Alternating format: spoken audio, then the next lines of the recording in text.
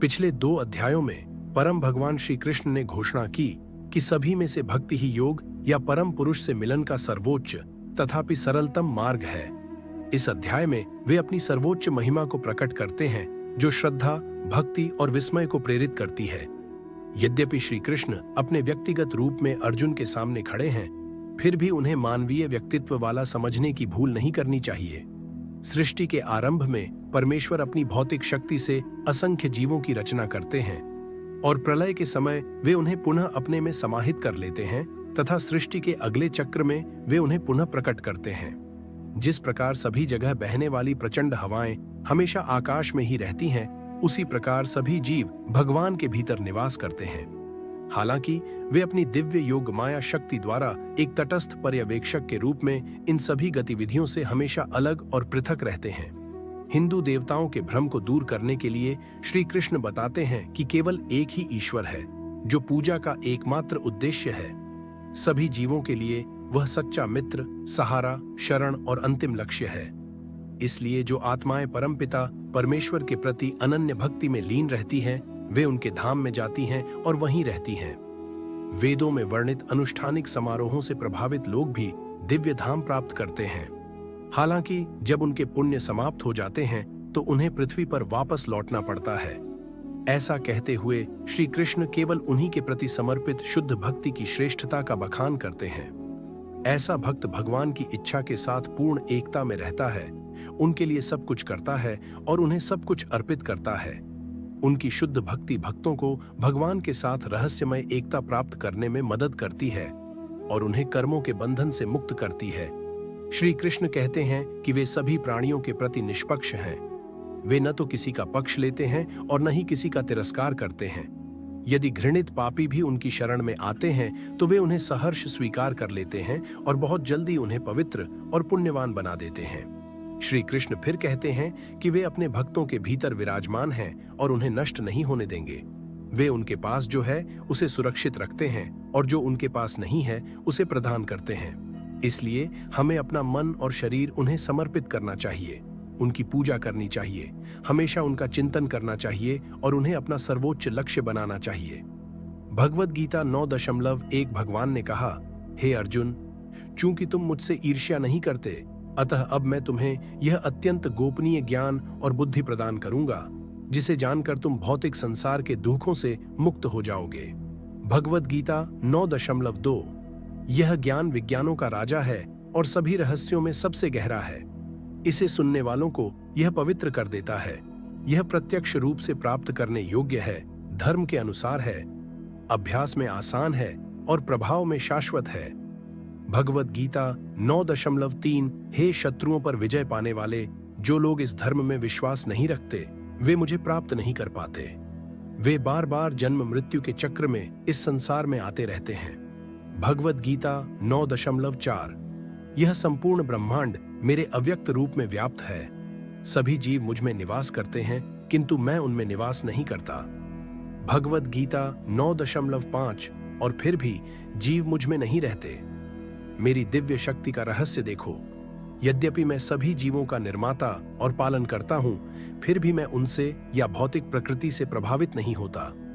भगवद गीता 9 यह जान लो कि जैसे सर्वत्र बहने वाली प्रचंड वायु सदैव आकाश में ही स्थित रहती है, उसी प्रकार समस्त जीवात्माएं सदैव मुझ में ही स्थित रहती हैं। भगवद गीता 9.7 से 9.8 एक कल्प के अंत में सभी जीव मेरी आदि भौतिक शक्ति में विलीन हो जाते हैं। अगली सृष्टि के आरंभ में हे कुंती पुत्र, मैं उन्हें पुनः प्रकट करता हूँ। अपनी भौतिक शक्ति पर अधिष्ठाता होकर मैं इन असंख्य रूपों को उनकी प्रकृति के बल के अनुसार बार बार उत्पन्न करता हूँ। भगवद गीता 9 हे धन विजेता, इनमें से कोई भी कर्म मुझे नहीं बांधता। मैं इन कर्मों से सदैव विरक्त होकर तटस्थ दृष्टा की तरह रहता हूँ। भगवद गीता 9 हे कुंती पुत्र, मेरे निर्देशन में कार्य करते हुए यह भौतिक शक्ति सभी सजीव और अजीव रूपों को अस्तित्व में लाती है। इसी कारण से भौतिक जगत में परिवर्तन, सृजन, पालन और संहार होते रहते हैं। भगवद गीता 9.1 जब मैं अपने साकार रूप में अवतरित होता हूँ तो भ्रमित व्यक्ति मुझे पहचानने में असमर्थ हो जाते हैं। वे मेरे व्यक्तित्व की दिव्यता को नहीं जानते। क्योंकि मैं सभी प्राणियों का परमेश्वर हूँ। भगवद गीता 9.12। भौतिक शक्ति से मोहित होकर ऐसे लोग आसुरी और नास्तिक विचारों को अपना लेते हैं। उस भ्रमित अवस्था में उनके कल्याण की आशा व्यर्थ हो जाती है, उनके कर्म व्यर्थ हो जाते हैं और उनकी ज्ञान संस्कृति नष्ट हो जाती है। भगवद गीता 9। परंतु हे पार्थ, जो महात्मा मेरी दिव्य शक्ति की शरण लेते हैं वे मुझ भगवान कृष्ण को ही समस्त सृष्टि का मूल जानते हैं।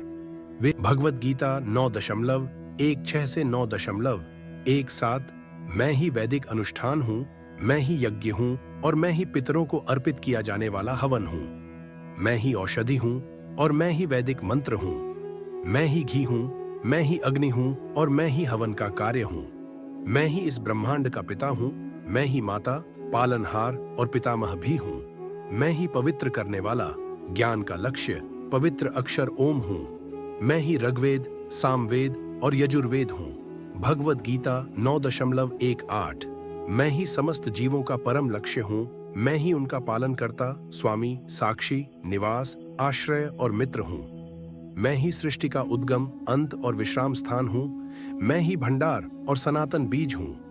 भगवद गीता 9.19। मैं सूर्य के समान गर्मी फैलाता हूँ और वर्षा को रोकता हूँ और भेजता हूँ। हे अर्जुन, मैं अमृता भी हूँ और मृत्यु भी, मैं आत्मा भी हूँ और पदार्थ भी। भगवद गीता 9.2। जो लोग वेदों में वर्णित काम कर्म में लीन हैं, वे अनुष्ठानिक यज्ञों के माध्यम से मेरी पूजा करते हैं। सोमरस, जो कि यज्ञों का अवशेष है, पीकर पाप से शुद्ध होकर वे स्वर्ग जाने की इच्छा रखते हैं। अपने पुण्य कर्मों के कारण वे स्वर्ग के राजा इंद्र के धाम में जाते हैं और दिव्य देवताओं के सुखों का आनंद लेते हैं। भगवद गीता 9.1। जब वे स्वर्ग के विशाल सुखों का उपभोग कर लेते हैं तो उनके पुण्यों का भंडार समाप्त हो जाता है और वे पृथ्वी पर लौट आते हैं। इस प्रकार जो लोग वैदिक अनुष्ठानों का पालन करते हैं वे भोगों की इच्छा रखते हुए बार बार इस संसार में आते जाते रहते हैं।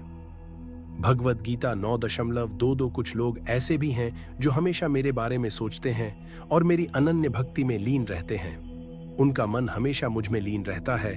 मैं उनकी कमी को पूरा करता हूँ और जो उनके पास पहले से है उसे सुरक्षित रखता हूँ। भगवद गीता 9.23। हे कुंती पुत्र, जो भक्तजन श्रद्धा पूर्वक अन्य देवताओं की पूजा करते हैं वे भी मेरी पूजा करते हैं, किंतु वे गलत विधि से ऐसा करते हैं।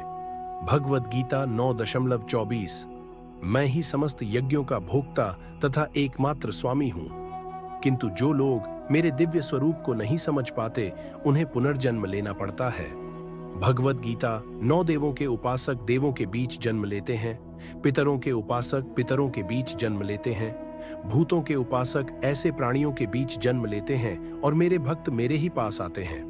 भगवद गीता 9.26। यदि कोई मुझे भक्तिपूर्वक पत्र, पुष्प, फल अथवा जल अर्पित करता है तो मैं अपने भक्त द्वारा शुद्ध चेतना पूर्वक प्रेम पूर्वक अर्पित की गई उस वस्तु को प्रसन्नता पूर्वक ग्रहण करता हूँ। भगवद गीता 9.27। हे कुंती पुत्र, तुम जो कुछ करते हो, जो कुछ खाते हो, जो कुछ पवित्र अग्नि में आहुति देते हो, जो कुछ दान देते हो तथा जो कुछ तपस्या करते हो, उन सब को मुझे ही अर्पण करो। भगवद गीता 9.28। अपने समस्त कर्मों को मुझे समर्पित करके तुम शुभ अशुभ फलों के बंधन से मुक्त हो जाओगे। संन्यास द्वारा मुझ में मन लगाकर तुम मुक्त हो जाओगे और मुझको प्राप्त करोगे। भगवद गीता 9.29। मैं सभी जीवों के प्रति संभाव रखता हूँ, न तो किसी से द्वेष करता हूँ न किसी से पक्षपात करता हूँ, परंतु जो भक्त प्रेम पूर्वक मेरा भजन करते हैं वे मुझ में निवास करते हैं और मैं उनमें निवास करता हूँ। भगवद गीता 9:30। यदि सबसे अधिक पापी भी अनन्य भक्ति के साथ मेरी पूजा करते हैं तो उन्हें भी धर्मात्मा ही माना जाना चाहिए, क्योंकि उन्होंने उचित संकल्प किया है।